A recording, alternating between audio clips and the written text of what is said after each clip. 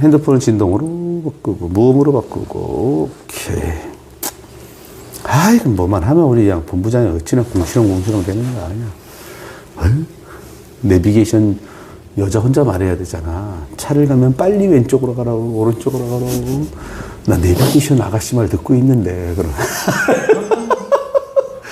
그렇게 빨리 가라고 그러는데 꼭 가는 데가 어디냐면 교회 갈 때만 그렇게 빨리 가라. 대표님 2001년 창업을 했다고 하셨는데 창업 스토리를 좀 알고 싶고 GM 파트너 그 명의 뜻도 좀 의미요? 알고 싶어요.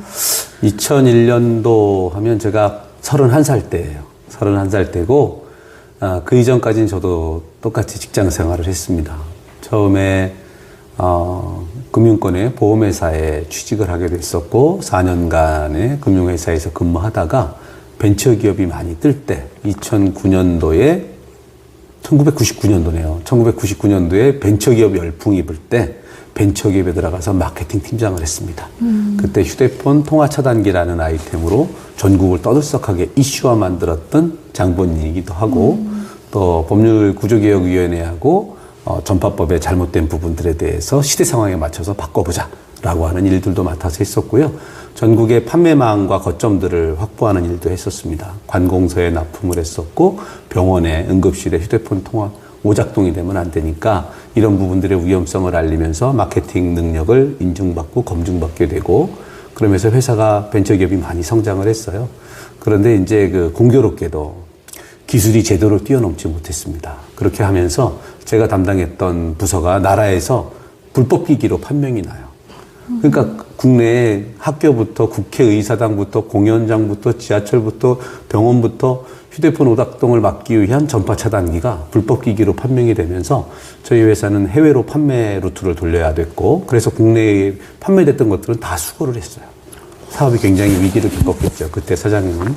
그래서 더 이상 내가 할 일이 없겠다라는 판단이 들어서 제 사업을 해야겠다라는 판단에 글로벌 마케팅 파트너, GM 파트너 해외에서 한국 시장에 어떤 물건을 소개하고 팔고자 할 때 내가 그 역할을 담당해 주고 싶었어요. 저는 이미 종교단체, 학교, 그 다음에 병원, 관공서의 모든 판매 라인들을 다 섭렵하고 있었고 또 스포츠 기기들도 전문적으로 판매하는 기술을 갖고 있고 망을 갖고 있었거든요.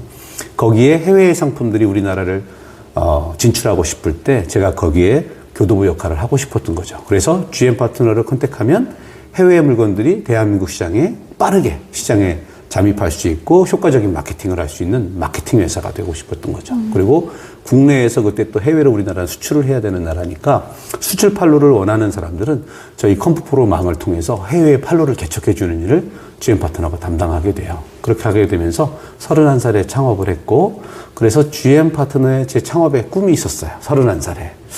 야, 나 이거 내가 31살 인생 처음으로 창업하는 회사인데 두근거리네. 지금부터 23년 전이니까 그때 생각을 하면 나 정말 잘해야 되는데 정말 잘할 수 있는데 나 마케팅은 내 전공이고 판매 라인과 판매 방식을 알려주는 건 내가 탁월하니까 제일 잘할 수 있어 라고 하면서 거대한 꿈을 꿔요. 그때 당시에 1조 2천억의 매출 목표를 세웁니다. 또 전 세계 11개 나라에 지사를 설립하겠다라고 하는 목표도 세우고 그곳에 12,000명의 직원들이 근무할 수 있는 환경을 만들겠다라는 꿈을 꿔요. 그러면서 글로벌 마케팅 파트너사의 꿈을 꾸면서 31살에 저희 창업은 시작됩니다. 직원 4명과 함께 시작했어요. 직원 4명과 함께 그때 당시에 300만 원을 카드론 서비스를 받아서 창업 자본금으로 제가 투자를 합니다. 그걸로 컴퓨터를 사고 중고로 소파를 사고 책상과 의자 직원들이 근무할 환경을 만들고 남이 제공해주는 쪽방의 사무실을 얻어서 시작했던 것이 저희 창업 이야기예요. 그러면서 그때 당시에는 온라인이 막 각광을 받고 온라인 1세대인데 그때 모든 제품들은 온라인을 통해서 판매망을 구축합니다. 뭐 CJ 홈쇼핑, LG 홈쇼핑, 우리 홈쇼핑, 현대 홈쇼핑, 롯데 홈쇼핑 지금은 사라진 데들도 많아요. 인터파크, 옥션, 뭐 인터파크 구스닥 굉장히 유명한 사이트들의 온라인의 상품들을 저희가 약 2,700가지 정도 주방용품과 가구, 생활, 리빙용품들 카테고리들을 온라인으로 판매하면서 온라인 상품 기술서가 어떻게 만들어져야 고객들이 원하는 기술서가 되는지를 누구보다 잘 알게 됐고요. 또 협력업체가 120군데 정도 있었는데 이 120군데의 사장님으로부터 생산 공장을 견학하게 됐고 그분들에게 리얼 스토리로 제품이 만들어지는 공정, 또 제품의 특장점, 시장에 빨리 먹힐 수 있는 판매 노하우들을 습득하게 되면서 그 지식이 저희 회사에 모여지게 된 거예요. 그러다 보니까 마케팅의 툴이 생기게 된 거죠. 사진도 찍어야 되고 이미지도 편집해야 되고 소스 변환을 통해서 등록도 해야 되고 발주주문 체크도 해야 되고 고객 CS 업무도 해야 되고 배송도 해야 되잖아요. 그리고 그 송장을 다시 입력해 줘야 되고 정산 업무도 거쳐야 되는데 너무너무 그때 당시에는 지금은 온라인 너무 쉽지만 그때는 온라인이 굉장히 힘든 부분이었기 때문에 전문적인 마케팅 회사가 따로 필요했어요. 이게 제가 온라인 1세대라는 증거죠. 그때 정말 많은 호평을 받았고 많은 업체와 많은 아이템들을 깊이 있게 들여다보게 됐고 그러면서 해외 시장에 눈을 돌리게 됐죠. 그러면서 컴프프로의 시작은 가구로부터 시작을 했고 그리고 그 가구에 전문성을 더해가면서 지금까지 23년 동안 가구업을 하고 있는 거예요. 대답이 됐어요? 네. 네. 우리 직원들한테도 잘 이야기 안 해준 것 같아요.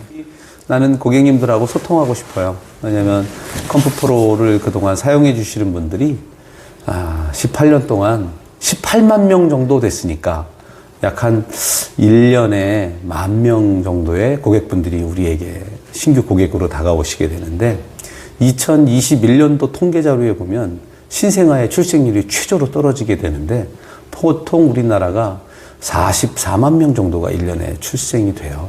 그런데 2021년도와 2022년도 접어들면서 출생률이 전 세계 최저점으로 0.7%, 0.7명 정도만 둘이서 결혼해서 낳으니까 둘이서 사실은 2명을 낳아야 인구가 유지되는 건데 둘이서 결혼해서 0.7명을 낳는 거야. 그럼 두 부모가 죽게 되면 2명이 0.7명으로 줄어드니까 인구 감소가 너무 급박한데 통계청 자료에 보면 22만 1,500명만 2021년도에 신규로 태어났다는 거예요. 아주 빠른 성장을 하셨다고 했는데 이제 2007년에 사업도 건축을 하셨다고 하는데 그 스토리는 혹시 어떻게 되는지 2001년도에 창업을 하던 날 기억이 나는데 창업하던 날 저는 제가 가지고 있는 판매 아이템을 가지고 제 자가용의 차에다 싣고 가구 단지들을 다니기 시작했어요. 첫날 지금도 기억하는데 53만 원의 순수 이익을 냈습니다. 창업하는 첫날 이익을 냈던 회사니까 자신감과 영업력이 대단했던 거예요. 그렇게 해서 2001년도에 300만 원으로 갖고 창업을 한 회사가 2004년도에 매출 100억이 넘어갑니다. 그때 당시에 매출 온라인 100억은 그게 1등 하는 거였어, 우리나라에. 그러니까 굉장히 큰 매출에 속해요. 그래서 2004년도부터 매출을 100억을 달성하니까 젊었던 사장인 저는 너무 많은 자신감과 이 교만이 싹트기 시작하는 거예요. 내가 다 잘할 수 있고 내가 컨택하면 이것은 세상의 붐일 거야 라고 하면서 붐 마케터라고 내 스스로를 소개하고 했었어요. 물론 제가 하는 것들은 다 성공할 수밖에 없었어요. TV 홈쇼핑의 일부 상품들을 진행하고 TV 홈쇼핑에서 진행하는 쇼핑 카탈로그 책자에 물건을 싣고 온라인에 120군데의 메인의 상품을 띄우고 그러면 어떻겠어요? 일반 소비자들은 그 물건을 가는 곳마다 온라인상에 접속할 때마다 카탈로그를 펼칠 때마다 TV 홈쇼핑을 할 때마다 그 물건이 보여지기 때문에 이게 인기 있는 제품이네? 그땐 그리고 비교 경쟁 상대의 아이템들이 많지 않았어요. 그래서 너무너무 설레었고 저는 그것이 매년 성장할 줄 알았어요. 그랬는데 그렇게 잘 되던 사업들이 2008년도부터 서서히 매출이 빠지기 시작하고 그때 이제 대기업 브랜드들이 온라인에 막 치고 들어올 때예요. 이제 오프라인의 거대 브랜드들이 온라인에 눈뜨기 시작하는 시기가 2008년도예요. 일반 온라인으로 성장한 기업들 매출 100억에서 200억 사이의 회사들이 굉장히 많은 어려움과 침체기를 겪게 돼요. 그러면서 2009년도에는 매출이 반토막이 납니다. 너무 좌절스러웠어요. 너무 좌절스러웠고 그래서 2010년도가 되면서 온라인상에서 남의 제품을 내가 마케팅해주고 팔아서 거기서 나오는 마진으로 회사를 운영하기란 앞으로 많이 힘들겠다 판단을 해서 2010년도부터 사업의 판도를 온라인에서 오프라인으로 전환을 가져오게 돼요. 그래서 지금 우리가 진행하고 있는 백화점 시장에 들어가 있는 거예요. 예전엔 온라인 회사들은 오프라인 샵이 필요해서 본사 사옥을 통해서 쇼룸을 가져갔거든요. 하지만 저희는 지금 어때요? 오프라인 샵을 통해서 좀 더 많은 정보와 거기에 진열하지 못하는 것들을 온라인상에서 서포트하는 방식으로 사업의 형태가 전혀 180도 달라졌죠. 매장의 백화점 사이즈가 작기 때문에 다 물건을 못 보면 대형 매장을 오게 되고 본사로 오시는 분들이 계시죠. 그런 이유인 것 같아요. 온라인과 오프라인은 뗄래야 뗄 수 없고 공존하는 관계다. 저는 이렇게 판단합니다. 감사합니다.